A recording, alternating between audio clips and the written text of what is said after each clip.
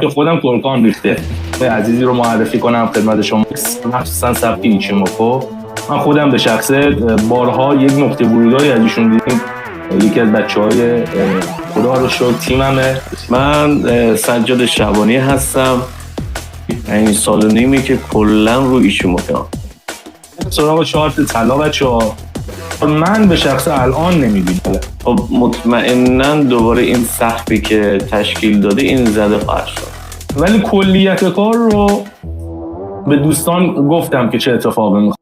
سلام عرض ادب خدمت عزیزای دل، دوستان تریدر و معامله‌گر در حوزه بازارهای مالی، عزیزایی که حالا پیج بنده رو دارن. خیر مقدم عرض می‌کنم خدمتتون، خیلی خوش اومدید. چند روز گذشته عرض کرده بودم خدمتتون که میخوام یه عزیزی رو معرفی کنم خدمت شما. یه دوستی که حالا من سالهاست که میشناسمش، اما الان یه تصویر 2 نفره از من و ایشون میبینید. یکی از بچه‌های خدا رو شکر تیممه، بچه‌های خیلی قدر تو حوزه بازارهای مالی فارکس، مخصوصا سبک ایچیموکو. من خودم به شخصه بارها یک نقطه ورودی از ایشون دیدم که خودم کرکام ریخته. آره یه جوری معامله رو نگه می‌داره، یه جوری وارد معامله میشه که من خودم بعضی وقتا کم خواهش میکنم. حالا پرحرفی نباشه، یه اجازه بدین خودشون رو معرفی کنن. بفرمایید مهندس. سلام علیکم. امین آقا باعث افتخارم هست که تو لایو شما هستم، میخوایم تحلیل کنیم. باعث افتخاره. امیدوارم که مفید باشه هم برای شما هم برای عزیزانی که دارن این تحلیل رو میبینن. من در خدمتتون هستم. سلامت باشید. معرفی نکردید خودتون رو، از زبون خودتون بشنوید خوشحال میشم. معرفی نکردید. سلامت باشید. من سجاد شعبانی هستم. 6 سال هست که ترید میکنم. از این 6 سال تقریبا 5-6 ماهشو من پرایس اکشن خیلی کلاسیک و معمولی کار کردم و آموزش دیدم، ولی 5 سال و نیمی که کلا رو ایچیموکو باریکلا. و حالا 2 سال اولش تقریبا تو بحث آموزش بود، بعدش دیگه رفتیم تو فاز تحقیق و ترید و ادامه داشت. این نکته خیلی خوبی و الان تو حرفای آقای شعبانی حالا اگه دقت کرده باشید من خودم گرفتم، این که گفتم من 5-6 ماه پرایس رو بیشتر دنبال نکردم، بعد رفتم سراغ ایچیموکو. ببینید توی فعالیت تو بازارهای مالی عزیزان، از بیس که دارید آموزش میبینید ببینید روی چه مقوله‌ای بهتر میفهمید. من یادم مثلا تو دوران دبیرستان چند تا استاد ما داشتیم، همونی که بهتر به من مفهوم و میفهموند و راحت‌تر و ساده‌تر میفهمیدم و دنبالش میکردم و کتاباشو میخوندم. درست آقای شعبانی؟ بله دقیقاً همینه. ببینید همه سبکا خوبن، بهترینن. آره. روحیات شما بیشتر میخونه، همون سبک رو ادامه بدید. من مثلا خودم پرایس به روحیات من خیلی میخون، پرایس رو شروع کردم و تا الان ادامه دادم. خب آقای شعبانی رفتن سراغ مقوله ایچیموکو رو ادامه دادم و موفقم شدم. ببینید همونی که راحت‌تر میفهمید رو اون رو ادامه بدید.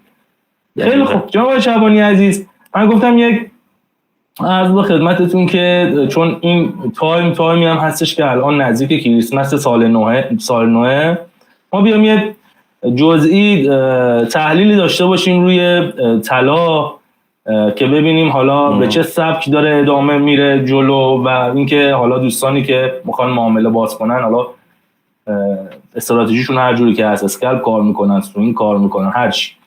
درست. یک کوتاه و مختصر ما بتونیم یک توضیحاتی داده باشیم به عزیزان که هم استفاده کرده باشن. آره دقیقاً، چون الان که حالا شما رو بهتر بشناسن، روش شما رو بهتر بفهمن، ان شاءالله دنبال کنیم همدیگر رو. حمایت کنید آقا، حمایت کنید. خواهشاً حمایت کنید. حتما حمایت کنید که تحلیل‌های خیلی خوبی واسهتون داشته باشیم و لایو ترید. یعنی این تحلیل حالا چون آخر سال بازار معمولا بسته نوسان نداره، خب الان رو ترید نمیشه مانوری داد. دقیقاً. ولی خب ما تریدریم تا بحث تحلیلگر الان براتون یه تحلیل میکنیم بلند مدت. این مسیر الان چون آخر سال هستیم حالا خیلی خوبه بتونیم یک مسیر بلند مدت و میان مدت طلا رو الان مشخص کنیم که تو این حالا 3-4 ماه آینده چه اتفاقاتی میخواد افتاد. ولی نمیشه با این تحلیل ما خودمون بخوایم مثلا یه ترید بکنیم. آره حالا چون تایم‌بندی ما زمانی که ورود میکنیم کلا به زمان محدودیه، در اون زمان محدوده که ما وارد معامله میشیم. برای اون کسایی که سرمایه گذاری میکنن تو بازار مالی، حالا میخوان طلا بخرن نگه دارن یا الان طلاشون رو میخوان بدونن کجا بفروشن، عالیه این تحلیل. ولی خب برای ترید این نقطه ورود الان نمیشه گفت. نه دیگه نقطه ورود نه. ما حالا آره دیگه روند رو میخوام نشون بدیم و ما در خدمت. من در خدمتم. بریم. اگر اجازه بدید من حالا اگه شما میخوان شروع کنید یا بنده من برم اول. بریم سراغ چارت طلا بچه‌ها. امروز ساعت رو که دارید، ساعت 11:20 شبه و اگر بخوام یک تاریخ دقیق 26 دسامبر 2025 هستیم، ساعت 23:19 میشه جمعه خودمون. عرض به خدمتتون که 5 دی ماه. بریم سراغ چارت طلا. ببینید عرض به خدمتتون که چون حالا دوستانی که اسکلپ کار میکنن، تایم فریم های کوتاه کار میکنن، کلا روند طلا توی تایم فریم 4 ساعته ببینید یه روند صعودی بوده، کماکان هم صعودیه، یعنی هی میره سقف جدید میزنه. همین الان آخر سالی 2 مرتبه رفت سقف جدیدشو دید. خب حالا ما کاربینا نداریم، من یه محدوده استاتیکی اینجا میخوام برای شما رسم کنم که اینو ما همیشه داشته باشیم، گمش نکنیم. تایم بالا، تایم 4 ساعته که بعد تایم پایین رو رفتیم نگاه کردیم، بتونیم خط کشی ها و روند بازی های قشنگی داشته باشیم توش. میگم حالا تایم 4 ساعته من فراموش کردم یک مختصر چیزی از اندیکاتورها بخوام کمک بگیرید. من معمولا خودم رو مکتی خیلی خوب کار میکنم، یعنی مکتی رو خوب میفهمم. تایم بالا، عرض به خدمت شما که یکی از بچه‌ها دلایلی که من میگم آخر سال میلادی حداقل یه هفته تا یه هفته بعدش معامله باز نکنید به این دلیل. شما ببینید اصلا مکسی ها این چه ظاهر خیلی زشتی داره، شما هیچ وقت نمیتونید اینو به خوبی مثلا تحلیل کنید. میبینید یعنی حجمی که توی بازار خورده، حجم فروشنده ها اونقدری نیستش که بخوای حالا مثلا میگم تخمین بزنی. اینجا ما حجم فروشنده ها داشته ضعیف و ضعیف و ضعیفتر میشده، دست آخر دوباره بازار ریخته.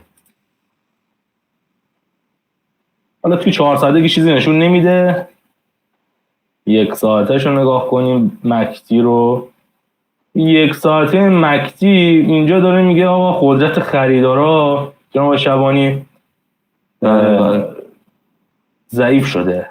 خب ولی میگم چون نقدینگی تو بازار نیست بچه‌ها نمیشه زیاد رو اندیکاتورها کمک گرفت. شما مثلا اینجا نگاه کن، جناب شبانی منظور شما هم نگاه کن، مثلا اینجا این اتفاقایی که اینجا افتاده رو میبینید. بله. اصلا دقیقاً کاملا مشخص بوده که دارن چه کار میکنن با مسخای میکنن بازار. ولی میگم این مقدار صبر کنید. اینقدر هم قشنگ این طلا تحلیل پذیره، برعکس اون چیزی که حالا دوستان میگن به خدا خیلی راحت میتونید تحلیلش کنید. خط روندی رو ما اینجا رسم میکنیم. خب علاوه بر این که خط روندمون رو ما رسم کردیم، ما موظفیم چون تایممون هنوز 1 ساعته است، میخوام چون 2 تا تایم دیگه هم بیام عقب. یه 2 تا استاتیک هم براش اینجا من پیدا کردم. استاتیکا رو ما اینجا رسم میکنیم که حتی میتونه تا اینجا بیاد استاتیک ما. ببینید منظور من از این بود ها، از این محدوده و این سقف مقاومتی و اینجا حمایتی. اوکی. حالا یه خورده تمیز کنیم ما چارتمون رو. عذرخواهی میکنم، ببخشید که من کسالتم دارم، مریضم، ولی خب گفتم آقا وظیفه دونستم که بچه‌ها چون منتظرم بودن گفتم بیام حتما یک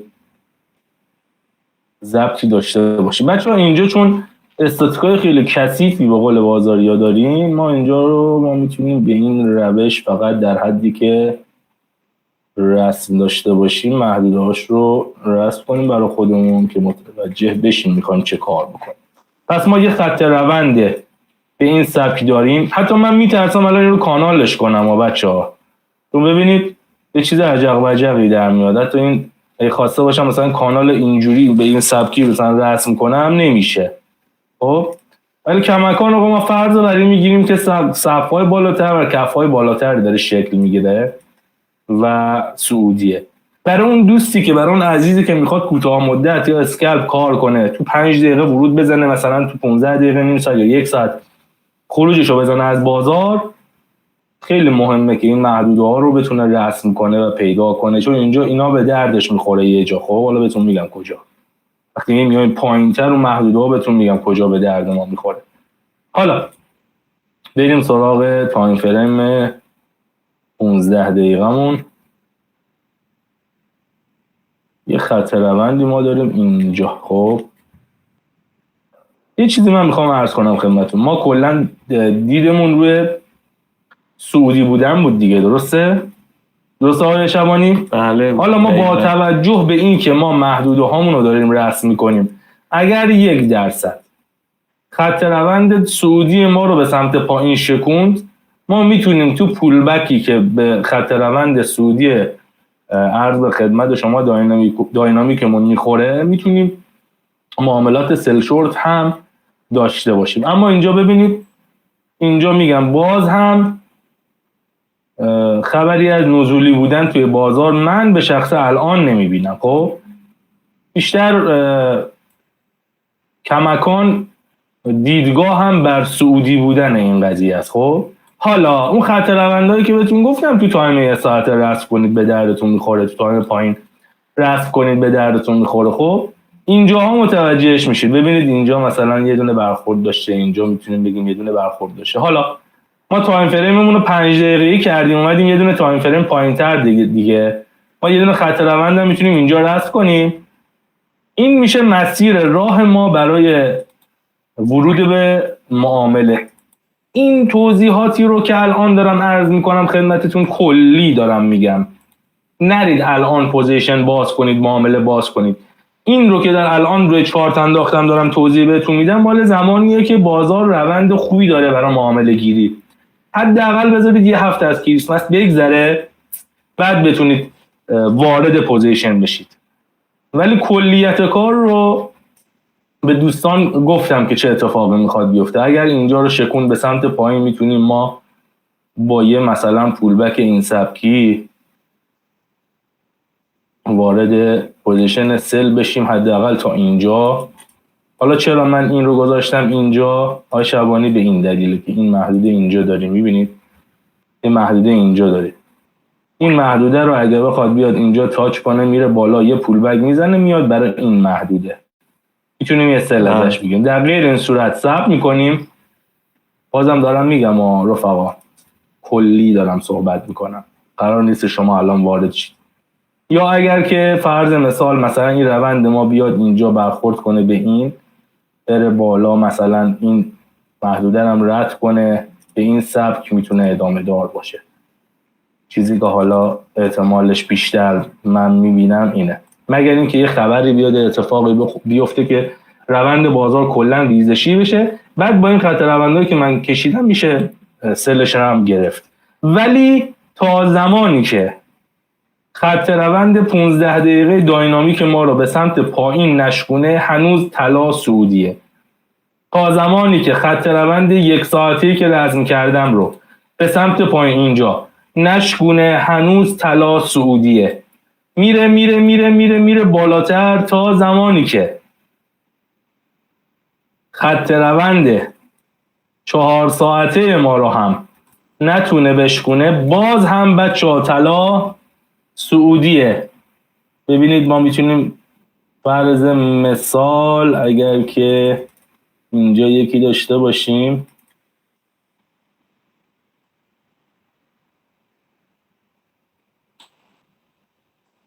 یا حتی اینجا یکی داشته باشیم، میبینید اینا خط رونداییه که بلند مدت طلا 4 ساعت است. یعنی اگر بخواد بریزه مطمئن باشیم که روند طلا کلا عوض شد باید اینها رو بیاد بشکنه. برای این دارم میگم فعلا خبری از نزول توی بازار طلا من نمیبینم و اگرم ببینید اینجا شما طلا باز میکردید چه اتفاقاتی تونست براتون بیفته. شادو بازی نقدینگی نیست. فعلا بازار دست یک دست بروکراست، مؤسسات پراپ، نمیدونم نهنگای بازاره. به این سبک خلاصه و مفید خواسته باشم از طلا بهتون بگم. فعلا من یه همچین چیزی رو از طلا میبینم که اگر همین محدوده 4549 هم به سمت بالا بشکنه میتونه به عددهای بالاتری، حالا بچه‌هایی که فیبو کار میکنن عددم میتونن پیدا کنن. ولی خب من چون فیبو کار نمیکنم، من رو سقف و کف بازار فعلا میگیرم نقاط ورود و خروجمو. ما به کم چون قانعیم. روندش به این سبکه. حالا اگر که عنایت بفرمایید جناب شبانی، این چیزی که من توضیح دادم این بود. خب حالا بخوام بیام بیرون از اون وضعیت، خیلی مخلصیم آقا. شما اگر عنایت بفرمایید که شیر کنید صفحتون رو، خیلی ممنون میشم ازتون.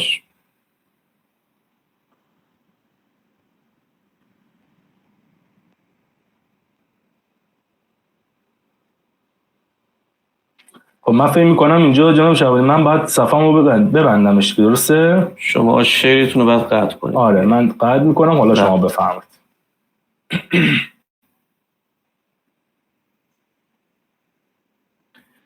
خب امین جان، الان تحلیلی که من میتونم داشته باشم تو تایم بالا، اجازه بدید چارتتون برای من نیومده هنوز نیومده. آره حالا چارت رو بزرگش کنید بی زحمت. خب شما، من که صفحه چارت شما داخل تنظیماتتون بفهم در خدمتتون. عرضم به حضورتون طبق گفته‌های شما دقیقاً همینطوره همین آقا، که تایم های بالا به هیچ عنوان ریزش نشون نمیدم اصلا. یعنی هر چقدر من دارم در مورد تایم ماهانه و هفتگی صحبت میکنم، چون میخوام یه دید بلند بدم برای چند ماه آینده. اصل ایچیموکو هم اینه که طبقم اسمش ایچیموکو کینکو کیو هیو، این تعادل رو در یک نگاه بعد تریدر بفهمه. این باز به محضی که چارت رو میبینه باید تعادل رو متوجه بشه. تو تایم ماهانه و هفتگی به محضی که شما چارت رو میبینی، اصلا هر جورم حساب کتاب کنی، بحث زمان ها اینا اصلا هیچ خبری از نزول نیست. درست، فقط اصلاح میتونن انجام بدن.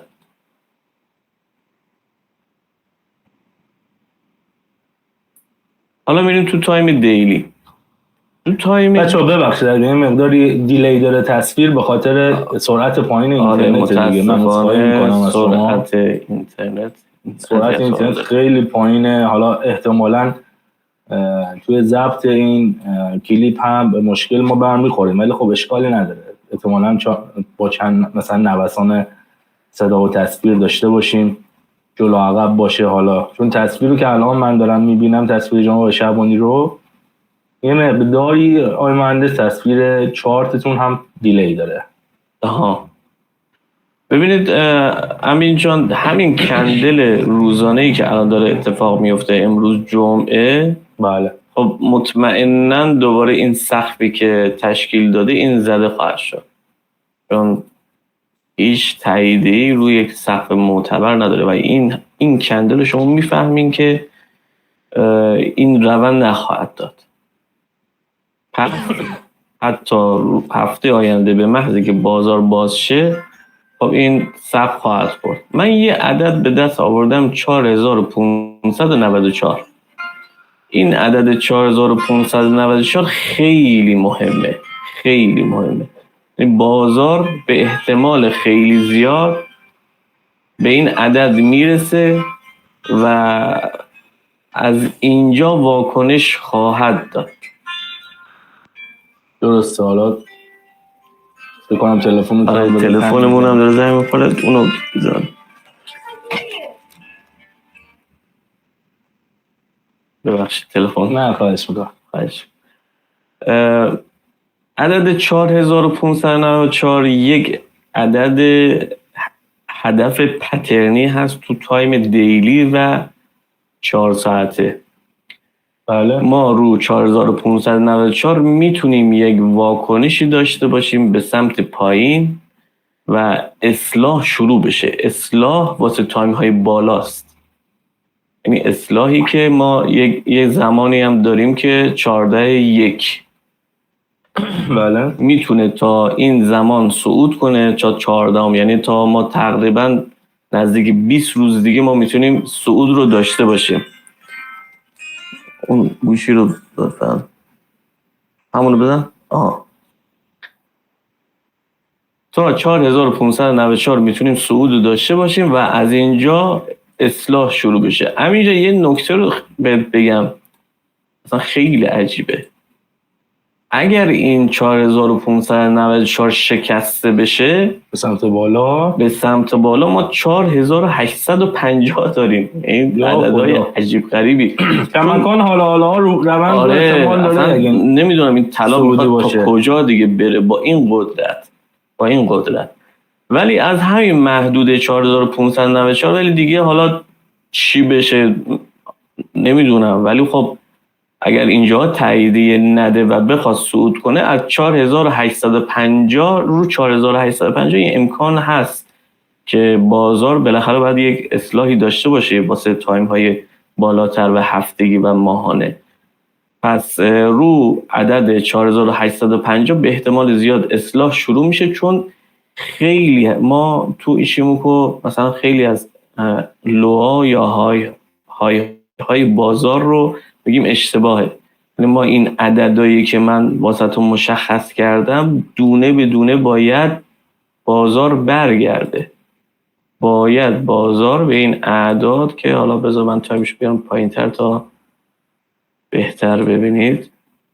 تایم فیلم 4 ساعت هم اگه بذارید. آره تایم 4 ساعت.